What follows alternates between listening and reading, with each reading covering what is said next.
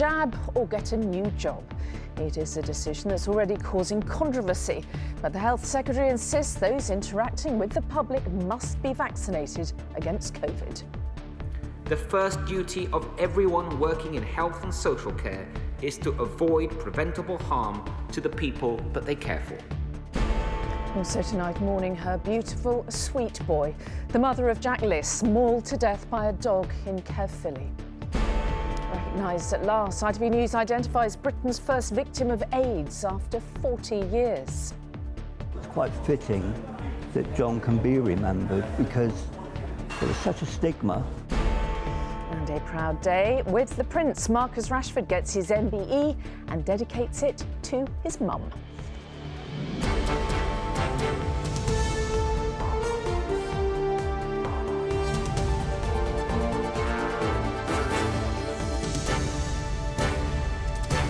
This is the ITV Evening News with Mary Nightingale. Good evening. Frontline NHS workers in England will have to be fully vaccinated against COVID-19, the Health Secretary announced today. Sajid Javid said it was essential to protect patients and also their colleagues. Currently, around 100,000 NHS workers have not been vaccinated at all. They now have until April the 1st next year to get both jabs and will be supported to make what he called a positive choice. But there are concerns that it could force some NHS staff to quit at a time when they are so desperately needed. Here's our health editor, Emily Morgan. They are the people on the front line, at the forefront of the pandemic. So I'm going to be putting it onto your upper arm. So critical, they were vaccinated first to protect themselves and their patients. But even today, tens of thousands have yet to get it. So concerned, the Health Secretary has decided to make it compulsory for NHS staff. The first duty of everyone working in health and social care is to avoid preventable harm to the people that they care for. And not only that, they have a responsibility to do all they can to keep each other safe. A job in health or care is a job like no other. So it cannot be business as usual when it comes to vaccination. Nationally, almost 90% of NHS staff are vaccinated, but in some parts of the country it falls to 80%. From April the 1st next year, all frontline staff will have to be vaccinated, unless they're medically exempt or in jobs where they're not in contact with patients. It's still a scary prospect. There are still people dying from this now. Kevin's girlfriend Aruna was in hospital having spinal surgery when she caught COVID. She died days later. He thinks her death could have been prevented and compulsory jabs might help prevent others. There's no logical reason for them not to have the vaccination, that it reduces their own infection and therefore reduces the chance of them transmitting it.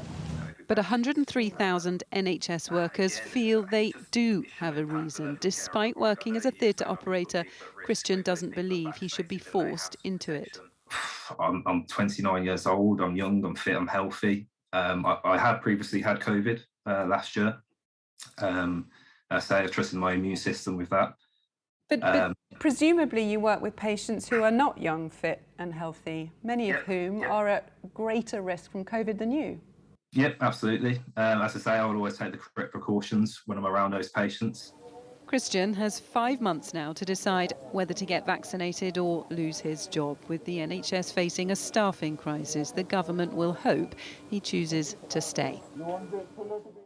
I mean, this is a controversial decision, isn't it, in many ways, by the Health Secretary. Presumably, he is confident that it will work. Yes, and look, he's made no secret of the fact that this is what he has wanted for a really long time. He's been talking very tough on social care workers who have to be fully vaccinated by Thursday this week, and he's made it really clear that there is no place for anyone who is unvaccinated in the social care sector. So ministers have been looking really carefully at what is going on there about the sort of looking at the impact of making jabs compulsory there, and Sajid Javid said today that the unvaccinated members of staff have dropped from 88,000 to 32,000, so it really has had some impact. And if mandatory jabs in the NHS has the same effect, we can probably expect around 50,000 or more members of staff to be vaccinated by April. This is obviously what the government wants and what it hopes will happen. But the risk is losing tens of thousands of members of staff. And of course, that is what the unions are warning tonight. It is a risk the government is willing to take, and one it hopes won't come to pass. OK. Emily Morgan, thank you. Police say a 10-year-old boy killed in a dog attack had been trapped inside a house with a large and powerful animal. Jack Liss was at the property near Caerphilly in Wales for a play date. His mother described him as a beautiful boy. Police are trying to identify the breed of the dog, which has been put down. From the scene, here's our Wales correspondent, Rupert Evelyn. Jack Liss had finished school and gone to play at a friend's house. The 10-year-old was just inside the front door when he was attacked. It was vicious, sustained, and proved fatal. Jack's heartbroken mother, Emma Whitfield, said on her Facebook page today, "With so much heartbreak and before close friends and family see his name in the news, I have to announce our beautiful boy Jack was taken so tragically yesterday. It was not our dog, nor did it happen at our family home. He was out to play. We love you so much, our sweet, sweet boy." The police are focused on gathering evidence that will eventually explain exactly what happened. We'll be looking at any offences that have been committed. It's an absolute priority of mine to make sure that the family of Jack and the wider community of Gwent get a good service from Gwent Police. The attack has shocked those who witnessed it. The little boy that lives next door ran over to my neighbour's and said his dog is attacking his friends. So he went over, tried opening the door to get the dog off the little boy, and he said he was gone even before they got there. The police had no option but to shoot and kill the dog. Questions over the background and legality of the dog are still subject to investigation. But a number of people that we've spoken to today suggested it was known in the area to be both aggressive and unpredictable. A moment of extreme violence has left a family, friends and a community mourning the taking of a young, innocent life. Rupert Evelyn, ITV News, Caerphilly. An injured caver trapped underground for more than 50 hours is doing remarkably well in hospital. The man, who's not been named publicly, fell in a cave complex in the Brecon Beacons on Saturday afternoon. A rescue operation involving a team of around 300 people saw him stretchered out alive last night. Ben Chapman reports from South Wales on the dramatic rescue.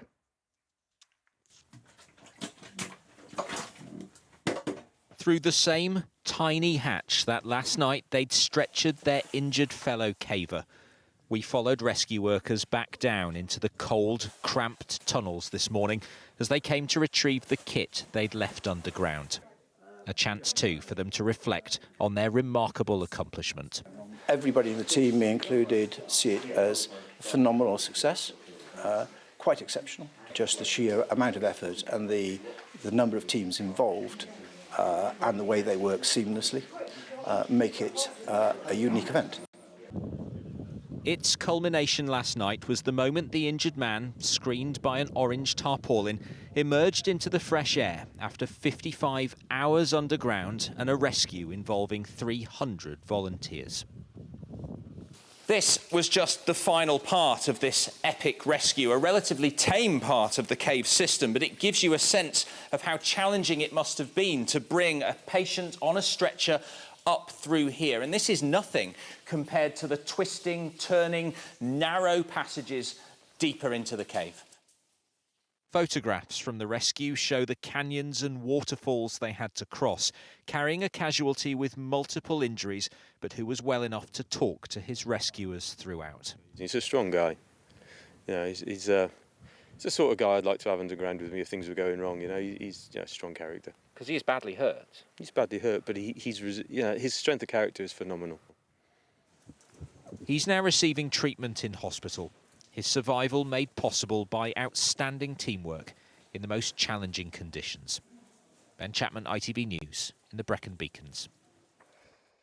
Migrants are camped overnight at the border between Poland and Belarus after hundreds tried to push their way over the border into the EU. The European Commission said about 2,000 migrants were stuck at the border in a tense standoff. Those left in the makeshift camp face freezing temperatures, a lack of food and sanitation. It comes after an escalation in months of migration pressure on Lithuania, Poland and Latvia. Here, Labour has called on the Prime Minister to investigate the Conservative MP Sir Geoffrey Cox, who earned almost £900,000 through other jobs. It's emerged the former Attorney General travelled to the British Virgin Islands for legal work during the pandemic. He isn't accused of breaking any rules. Our Deputy Political Editor, Anushka Astana, is in Westminster. We seem to say this every day, don't we, Anushka, but yet more pressure on the Prime Minister. Yeah, this is looking like a disaster for the Tories, and lots of people are asking who is to blame. Is it the Chief Whip? Is it the Leader of the House? But a number of backbenchers saying to me today they think the finger of blame should go directly to the Prime Minister, because they say ultimately this came down to a decision he took. A decision initially to not only defend Owen Paterson, then an MP, when he was accused of breaking lobbying rules, but to order Tory MPs to vote to rip up the entire system in a way that would let Mr Paterson off the hook.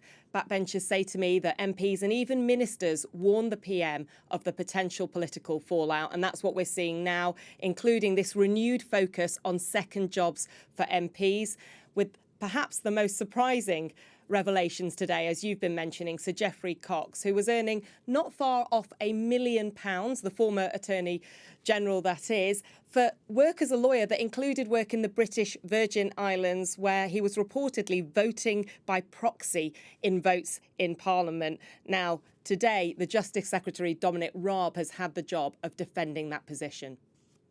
The rules on accepting outside roles and outside earnings are very clear. You need to transparently declare them under the Register of Financial Interests for members of the House of Commons, and ultimately the accountability, the ultimate accountability in democracy, comes at the ballot box, where voters decide if they've been properly and adequately represented. Now, the Prime Minister's spokesman clear today that MPs' primary job must be to serve their constituents. It's hard to do that from 4,000 miles away, and that's why Labour is demanding an investigation. OK, Anushka at Westminster, thank you. Still to come in the ITV Evening News, the impossible nightmare of the IVF babies mixed up before birth, and what Marcus Rashford's mum said about their trip to Windsor Castle. We were speaking on the way here. I said, "Are you nervous?" And she was like, "Yeah, she's dead nervous." And those stories and more after this very short break. Join me then.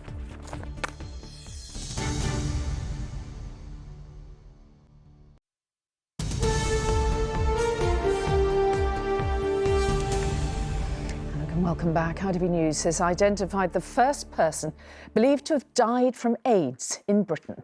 Until now, all that was known was that the man was 49 years old when he passed away in 1981. Death records showed he had a rare form of pneumonia, which was later linked to AIDS. Well, now we know who he is. His story can finally be told, along with that of the friends who nursed him through his final moments. Our UK editor Paul Brand has this special report. For 40 years, neither he nor the disease that killed him have ever been publicly named. Known for all that time as Patient Zero, now we can finally call him by something else. His name was John Eadie, and we believe he was the first man to die of AIDS in Britain.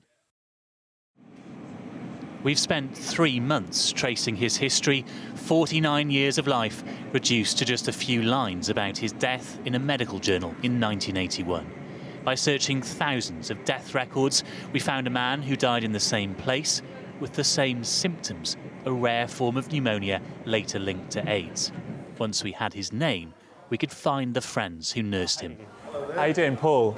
Hi, Tony. Tony, nice to meet you, Tony. He was a very charming man. He was always very friendly.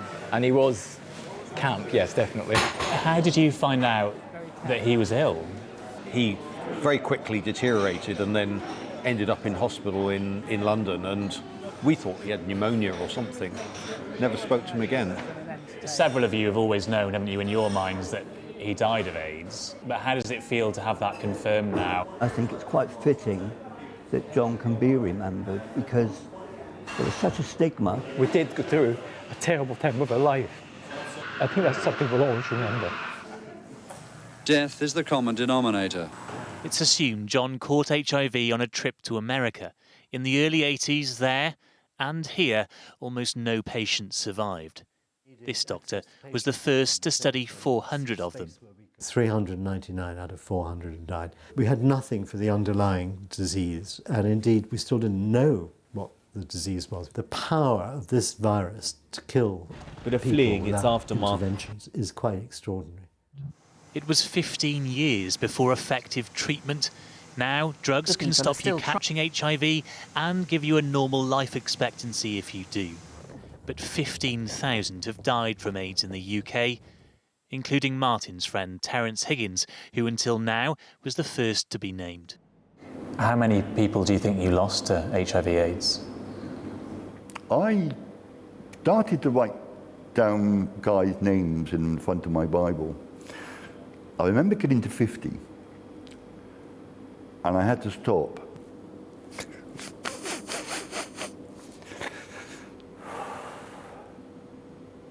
They were all so young.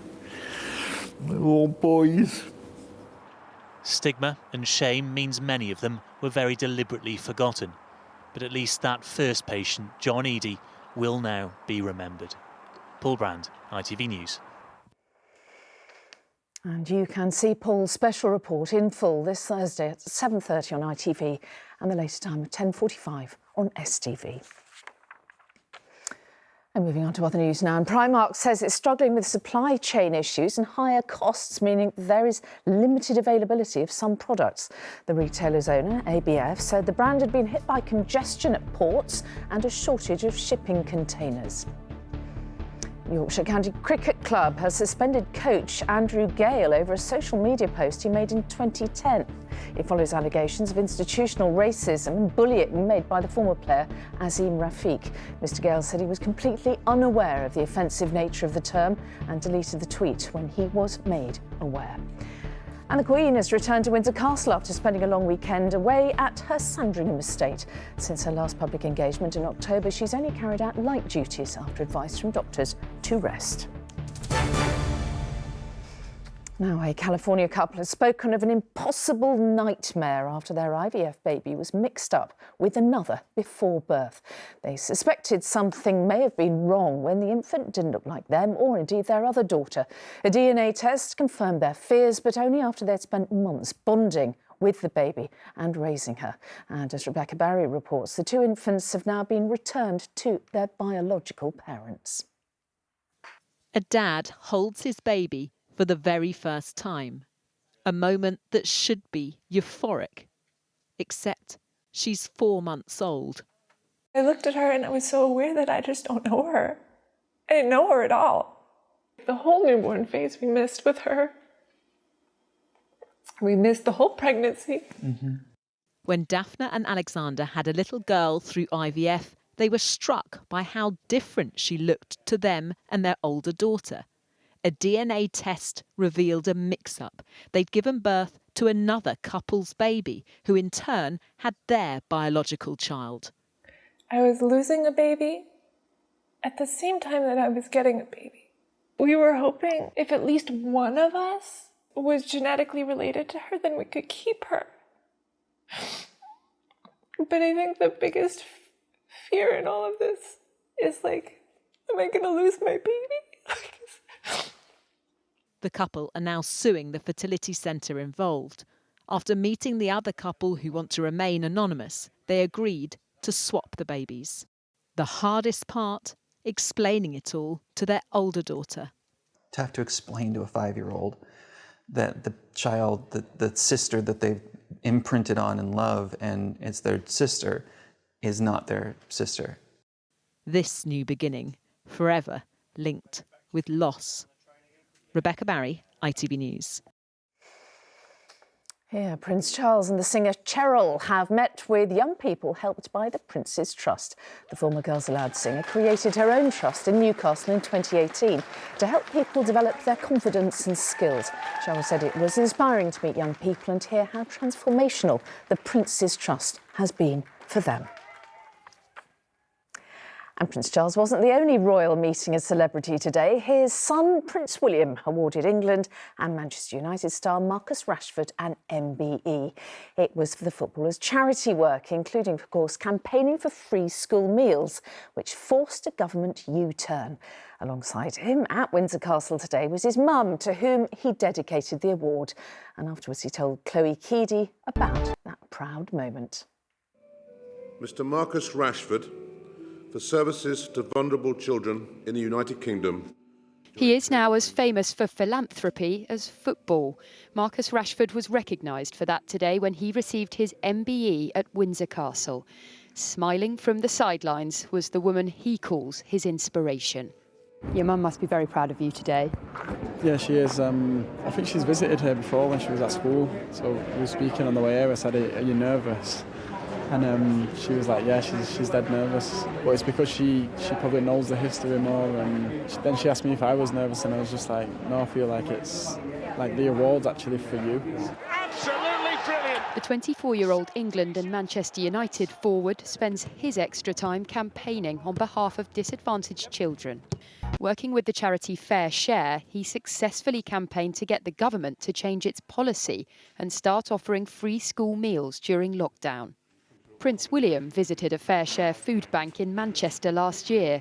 Their charitable work just one of the things they have in common. What did you chat to Prince William about? We were speaking about football, actually.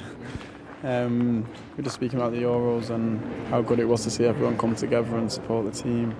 Marcus Rashford now has another piece of silverware to add to his collection, and a message to all young people that it is possible to achieve your dreams. Chloe Keedy, ITV News. And he's only 24. Remarkable, isn't it? That's it for now. Tom's here at 10 from me and all the team. Bye-bye.